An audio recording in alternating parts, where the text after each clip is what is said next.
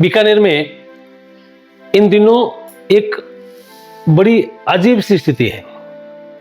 बीकानेर का Prince Vijay Singh memorial hospital in दिनों चर्चाओं का केंद्र बना हुआ है, जहां हजारों लोग इलाज करवाने के लिए आते हैं। न केवल राजस्थान से बल्कि आधे हिंदुस्तान से लोग यहां इलाज कराने के लिए आते हैं। थिंक 360 के लिए मैं हूं महेंद्र सिंह शेखावत और आप देख रहे हैं इन दिनों जो कल 30 तारीख को राजस्थान के जो कांग्रेस के प्रदेश अध्यक्ष गोविंद सिंह डोटासरा है और नेता प्रतिपक्ष टीकाराम जी जूली है, पीबीएम हॉस्पिटल को लेकर के और कलेक्ट्रेट का घेराव करने के लिए बीकानेर आ रहे हैं। यह मुद्दा बड़ा प्रासंगिक है।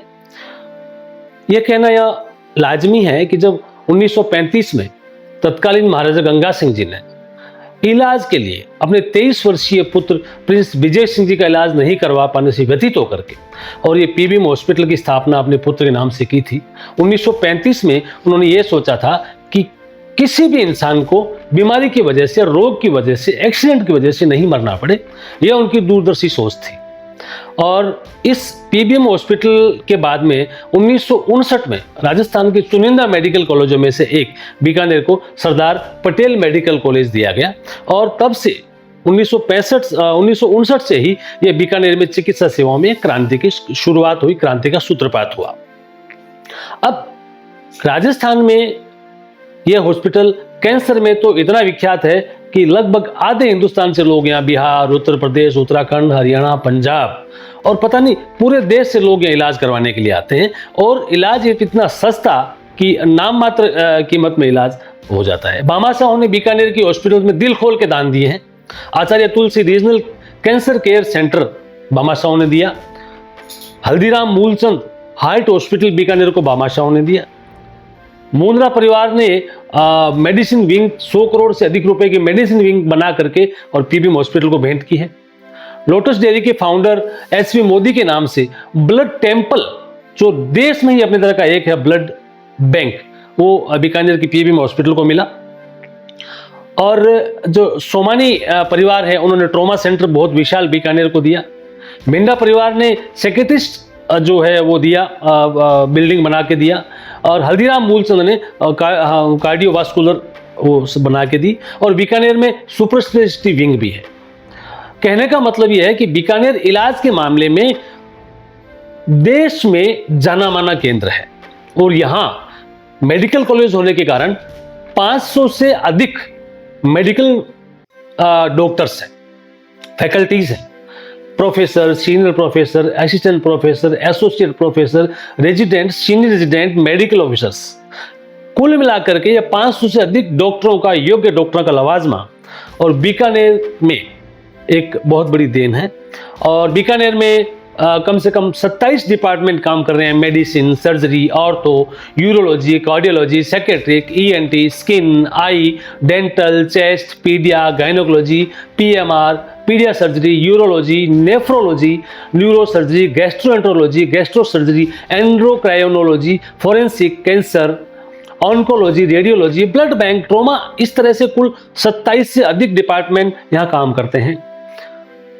एमडी और डीएम, एमएस और MCH super specialist doctor Bikaner में बहुत ही श्रेष्ठ काम कर रहे हैं। और जो मरीज है, जिनका मर्ज दूर होता है, जो यहां से ठीक होकर के जाते हैं, वो डॉक्टरों के लिए दुआएं करते हुए जाते हैं। बीकानेर का हॉस्पिटल जहां भर्ती होने के बाद में मरीज का कोई शुल्क नहीं लगता, दवाएं निःशुल्क है, जांचें निःशुल्क हैं, डॉक्टर्स निःशुल्क है। ऐसे में ये चिकित्सा का जो देवालय है, चिकित्सा का जो ये केंद्र है, जो आम आदमी के हित में काम करता है, जहां 6000 लोग प्रतिदिन ओपीडी है, जो यहां 6000 लोग पर डे प्रतिदिन लोग दिखाने के लिए आते हैं। करीब करीब 2 लाख लोग एक महीने में दिखाने के लिए आते हैं, जो साल की अगर देखें तो ये संख्या 24 लाख होती है।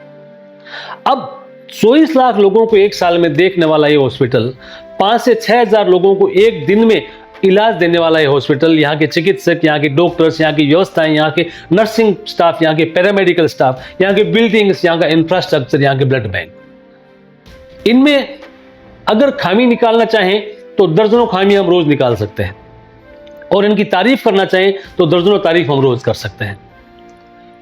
जिसका मर्ज ठीक हुआ हो, जिसका दर्द ठीक हुआ हो, उससे पूछिए कि पीबीएम अस्पताल क्या है, पीबीएम के डॉक्टर्स क्या है। अब देखें, अभी हाल ही में जब राजस्थान के कांग्रेस प्रदेश अध्यक्ष और नेता प्रतिपक्ष बीकानेर आ रहे हैं, कल वो घेराव करने की बात कर रहे हैं, वो किस मुद्दे पे आ रहे हैं? अभी हाल ही में कुछ प्रसूताओं की मौत हुई, डिलीवरी के दौरान कुछ प्रसूताओं की मृत्यु हो गई। जोधपुर में ऐसा हुआ और बीकानेर में भी ऐसा हुआ। कुछ प्रसूताएं अभी इलाज ले रही हैं। एक ग्लोबल मैटरनल मोर्टेलिटी रेट है, इसको यूं कह सकते हैं कि 1 लाख में, पूरे विश्व में जो रेट है उसमें 200 प्रसूताएं दम तोड़ देती है 1 लाख में से during the delivery. Pregnancy conceive करने के बाद में डिलीवरी के दौरान पूरे वर्ल्ड का जो सिनेरियो है उसमें 200 स्त्रियां दम तोड़ देती हैं।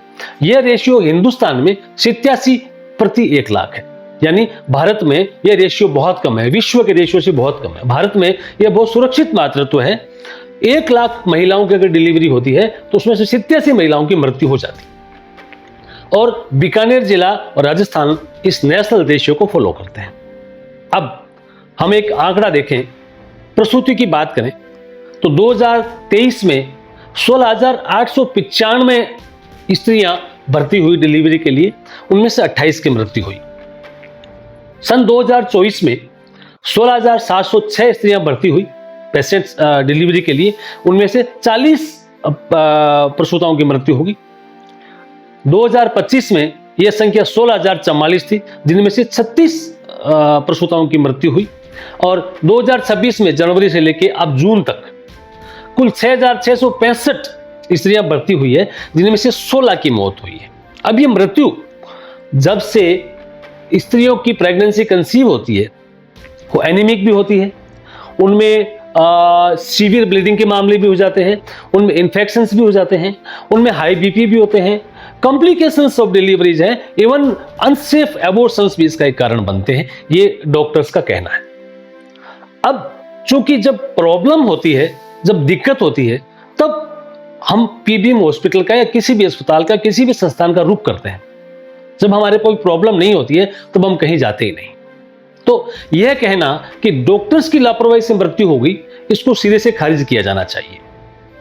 मृत्यु के अनेक कारण हो सकते हैं। पीबीएम हॉस्पिटल हो, सवाई मानसिंह हॉस्पिटल हो, बड़े बड़े इंस्टीट्यूट्स हो, जहां रोगी भर्ती होते हैं, इलाज के लिए भर्ती होते हैं और रुग्ण अवस्था में होते हैं, किसी का सोडियम कम है, किसी का कुछ कम है, किसी की प्लेटलेट्स कम है, ऐसी स्थिति में लोग यहां भर्ती होते हैं और डॉक्टर्स भरसक प्रयास करते हैं, तो हो सकता है कुछ लोग जिंदा रह जाएं, कुछ ना रहे। अब ये मोर्टेलिटी आप देखिए, 2025 का आंकड़ा देखें बीकानेर के पीबीएम हॉस्पिटल का। 2025 में कुल जो ओपीडी थी वो 22,69,841 मरीजों की ओपीडी थी। 1,96,907 लोग भर्ती हुए। 24,66,745 लोगों का ट्रीटमेंट किया गया। इसमें से कुल मृतकों की संख्या 7,821 थी। अब उसमें कोई 90 वर्ष का भी हो सकता है, 80 वर्ष का भी हो सकता है, 100 साल का भी और 20 साल का भी। तो जब 24,66,000 मरीजों का इलाज किया जाए, उसमें 7,800 लोगों की मृत्यु हो जाए, तो उसमें चिकित्सा व्यवस्था को दोषी नहीं ठहराया जा सकता। फिर भी मेडिसिन है, पैरामेडिकल स्टाफ है, इन्फेक्शंस के खतरे हैं। हमारे राजस्थान में एक मिजाज पुर्सी का एक बड़ा प्रचलन है। हम वैसे तो व्यक्ति से मिले ना मिले, जैसे ही हमें पता लगता है कि फला व्यक्ति हॉस्पिटल में भर्ती है, हम एक के साथ 10 लोग और हॉस्पिटल में चक्कर लगा लगा के वहीं जाना, वहीं बैठना, वहीं खाना खाना, उसकी मिजाज पुर्सी करते हैं। ये हमारा एक सोशल स्ट्रक्चर बना हुआ है। हम ये भूल जाते हैं कि हमारे हाथों में, हमारे जूतों में, हमारे शरीर में, हमारे कपड़ों में हम कितने विषाणु कीटाणु हॉस्पिटल में ले जाते हैं और कितने वापस ले आते हैं, उसका डायरेक्ट इनडायरेक्ट कितना असर पड़ता है। अब रहा सवाल कि अब डॉक्टर्स को इसमें कितना दोषी। पीबीएम हॉस्पिटल में लगातार कांग्रेस का भी धरना है, इससे पहले भी एनएसयूआई का धरना रहा, उससे पहले सामाजिक जो नेता है उनका भी धरना है। अगर बेलाग बात कहें तो पीबीएम हॉस्पिटल में होने वाली मृत्यु हो जाए और उसके लिए परिजनों को नौकरी दी जाए, परिजनों को 50-50 लाख रुपए का मुआवजा दिया जाए, तो हॉस्पिटल में तो प्रतिदिन मृत्यु होती है। पीबीएम प्रशासन ऐसे कितने लोगों को मुआवजा दे सकता है? और यह कहना निश्चित रूप से एक मानवीय संवेदना के खिलाफ है कि डॉक्टर्स ने किसी पेशेंट को जानबूझ के मारा हो।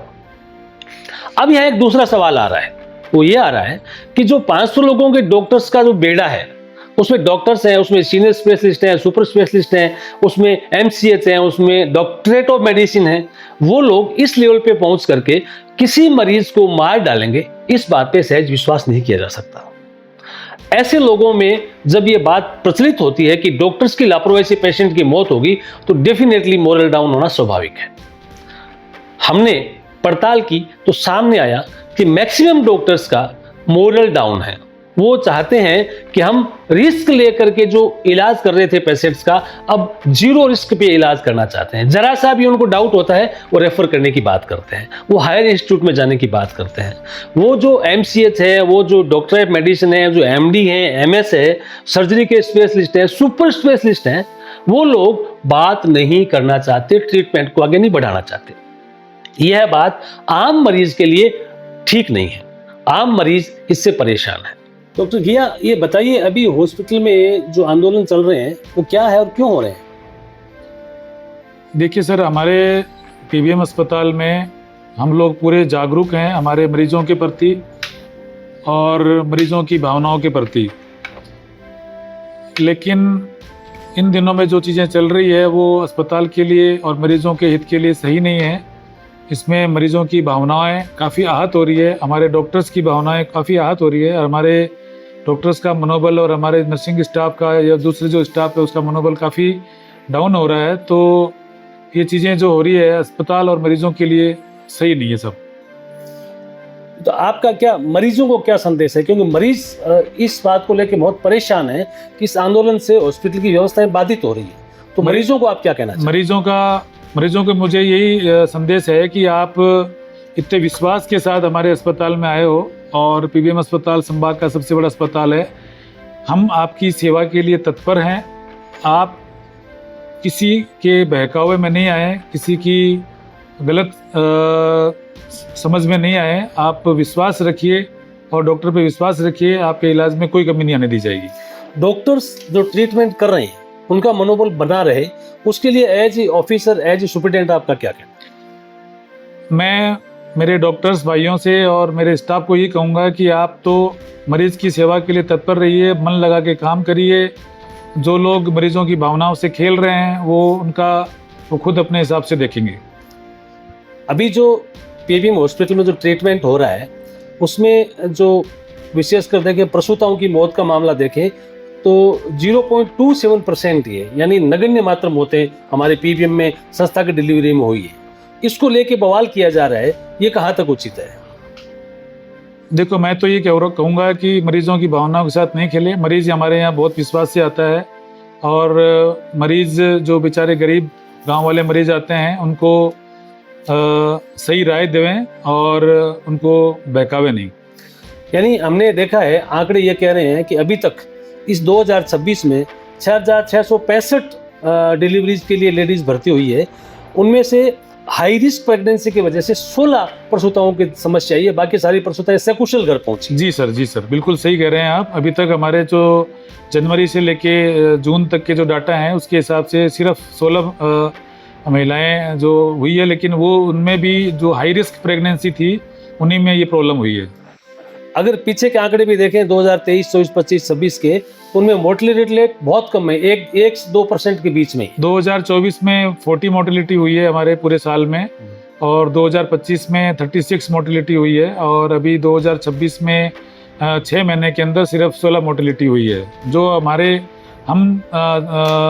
जो इंस्टीट्यूट है, हमारा जो अस्पताल है, इसका बहुत अच्छा काम है, और हम और अभी सुधारने की कोशिश कर रहे हैं। जो मूवमेंट कर रहे हैं, जो आंदोलन कर रहे हैं, वो पर्टिकुलर एक पॉलिटिकल पार्टी के लोग हैं, तो उनमें भी इंसान ही है, उनके लोग भी यहाँ ट्रीटमेंट के लिए आते हैं। उनको आपका एज ए सुपरिटेंडेंट क्या कहना है?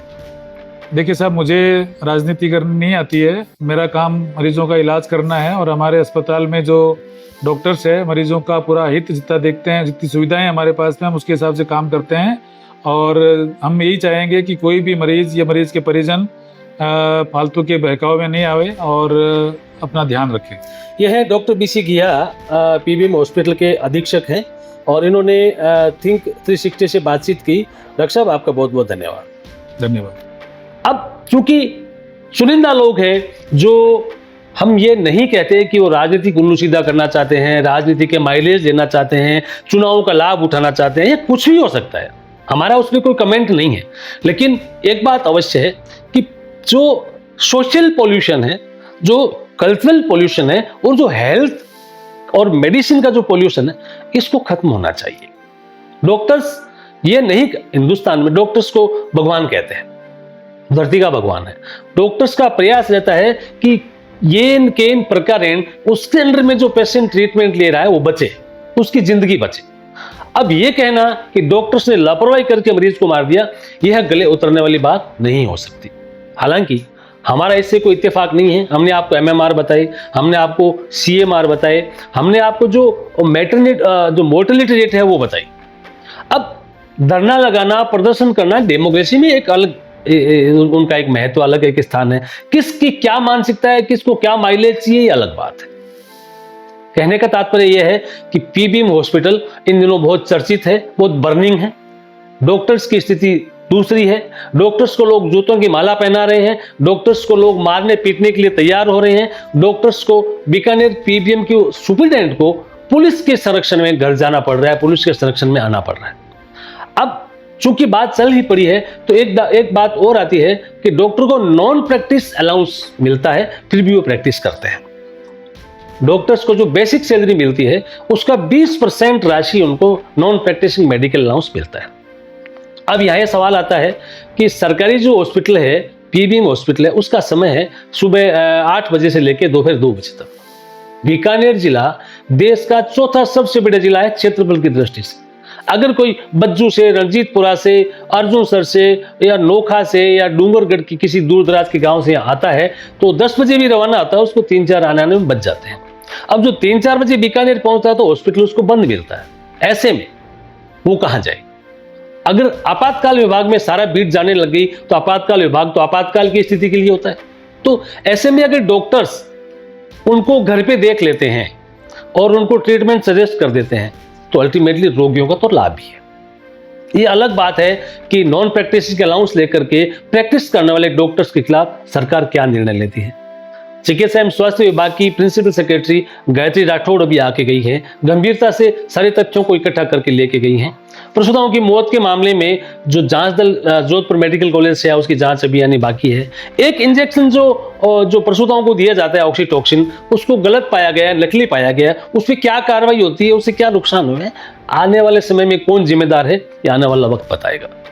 हमारा ये कहना है कि आदमी आत्मबल को बनाए रखे, मनोबल को बनाए रखें, गलत को ही गलत कहें, जो गलत नहीं है उसको गलत नहीं कहें।